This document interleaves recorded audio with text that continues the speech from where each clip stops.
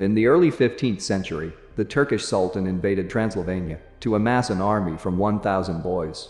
As his soldiers attacked the kingdom, the young prince Vlad Tepes, also known as Vlad the Impaler, son of the dragon, moved forth and slaughtered the Turks one by one.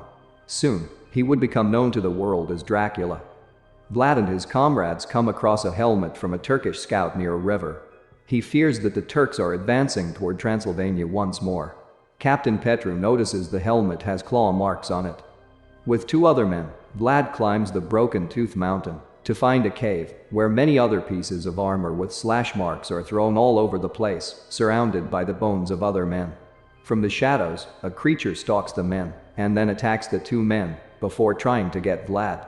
Vlad slashes at the creature with his sword, holding it back. The creature growls at Vlad, showing its soulless yellow eyes, before retreating into the shadows. Vlad consults a friend, brother Lucian, over the nature of this beast. Lucian tells Vlad this particular creature is a vampire. It was said to have been a man that made a deal with a creature like itself, turning it into a monster that lures men and feeds on them, waiting for the one that will set him free. Vlad returns home to Castle Dracula to his wife Marina and son Angeras. Both of them are happy to see him and are glad he continues to keep their family and the kingdom safe.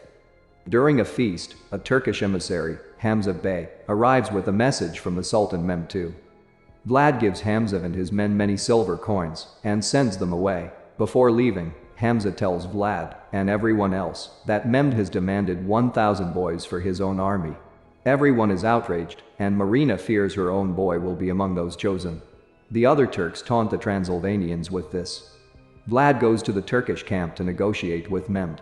Vlad offers to hand himself over, believing himself to be worth more than 1,000 boys, but Mehmed refuses and orders the boys to come to him, along with Vlad's own son. Vlad and his family are escorted to meet with Hamza and other Turks to hand Angeras over. Vlad walks with his boy over to Hamza, seemingly ready to surrender, but Vlad whispers to Angeras, "Run to your mother. Now." Angeras runs, and Vlad grabs his sword, chopping off Hamza's arms, and then slashing his face. With ease and rapid movement, Vlad kills the rest of the Turks. Fearing a brutal retaliation from Mehmed, Vlad returns to Broken Tooth to seek out the creature. This master vampire presents himself to Vlad, sensing that he has come with hope, and asks why he would do that. Vlad says he is desperate, and that he wants to become a monster to fight back against his enemies. The master vampire warns Vlad that he can grant him this power, but he must resist the urge to feed off blood for 3 days, and then he will regain his mortality. He sinks his teeth into his wrist, pouring his blood into a shell for Vlad to drink. Vlad downs it, and then asks, "What now?" The master vampire tells him, "Now you die." Vlad collapses and later wakes up lying on rocks by the river. He sees his skin starting to burn off. Then he presses down on a rock and crushes it. He now has heightened senses and is able to sense the motions of all the creatures in the woods. Vlad also finds that he is able to fly away in the form of a flock of bats.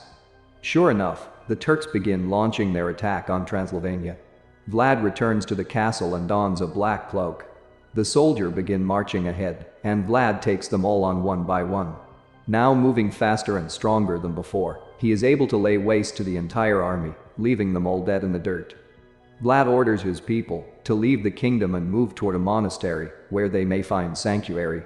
He later begins to feel an intense thirst for blood. He leaves the sight of his men to avoid turning on them. He joins Marina in a tent, and they begin to kiss. Vlad takes his shirt off, and Marina feels his back and notices Vlad's battle scars are no longer there. The thirst only builds as Vlad senses Marina's jugular vein, forcing him to pull back from the intimacy. He leaves her again. Later at night, while walking through the woods, a man comes by Vlad with a knife. The man knows what kind of creature Vlad has become, and he cuts his hand, spilling his blood in a cup for Vlad to drink. Vlad throws the cup out of his hands. The man retreats, referring to Vlad as his master.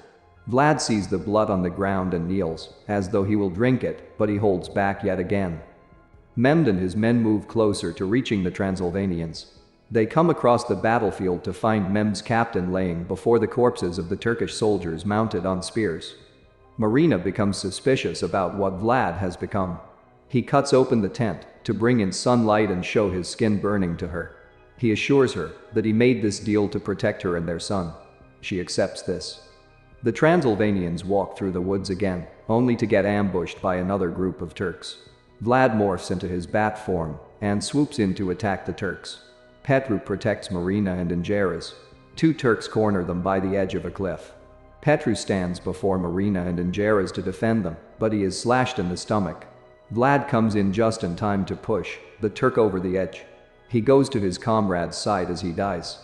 The people also begin to talk and spread word of what they fear that Vlad has become.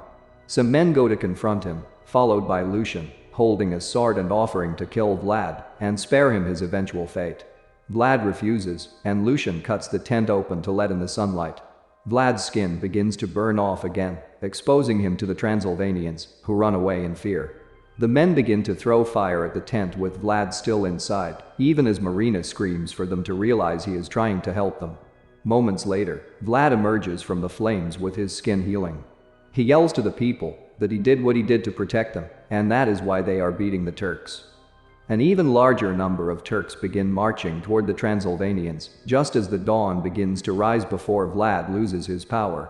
With the people now standing behind him, Vlad summons an enormous flock of bats and manipulates them to fly in and attack the Turks.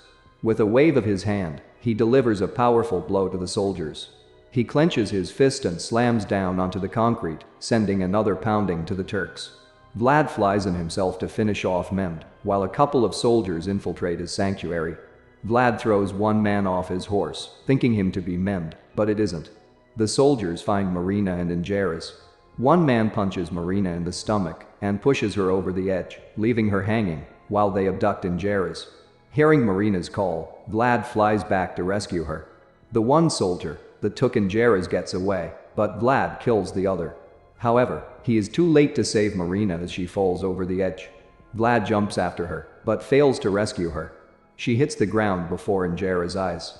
Vlad tries to revive her, but, knowing her time is up, Marina allows Vlad to drink her blood so that he may have a chance to save their son. Vlad reluctantly bites into Marina's neck and drinks, ensuring his power is now permanent. Vlad then finds the remaining Transylvanians and allows them to drink his blood.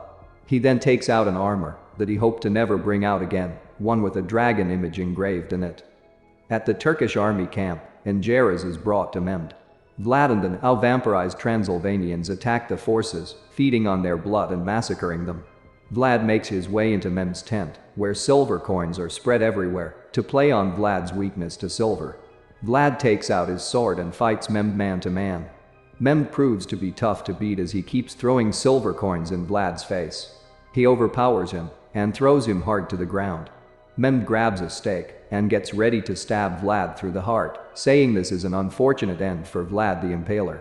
They struggle as the stake is right over Vlad's heart, but Vlad morphs into his bat form and takes the stake from Mehmed, turning it on him and impaling him. He says he is no longer Vlad the Impaler, but Dracula, son of the devil. He bites into Mehmed's neck and drains him of his blood. Angeras runs to his father. Although the Turks are now vanquished, the Transylvanians plot to finish their thirst by taking Angeras. One man, Kazan, tries to make the first move against the boy. Dracula grabs a wooden stake and impales Kazan, causing him to rot and decay into nothing but a skeleton. The other Transylvanians advance toward Dracula and Angeras until Lucian intervenes and holds a cross against them. Dracula lets Lucian take Angeras to be safe, and telling his boy he loves him. Angeras hugs his father one last time as Dracula parts the clouds and lets the sun hit him and the Transylvanians, burning them until they are all dead, including himself. Angeras is crowned the new prince of Transylvania. Elsewhere, the man from the woods revives Dracula by feeding him his own blood. Angeras senses that his father may yet still be out there somewhere. We jump to the present day. Dracula is able to walk among the people. He sees a woman in town that looks exactly like Marina. Dracula introduces himself as Vlad, and the woman says her name is Mina. The two walk away together, unaware that the master vampire, now reverted to his human form, is watching from afar. He gets up and follows them, muttering to himself, "Let the games begin." Let the games begin.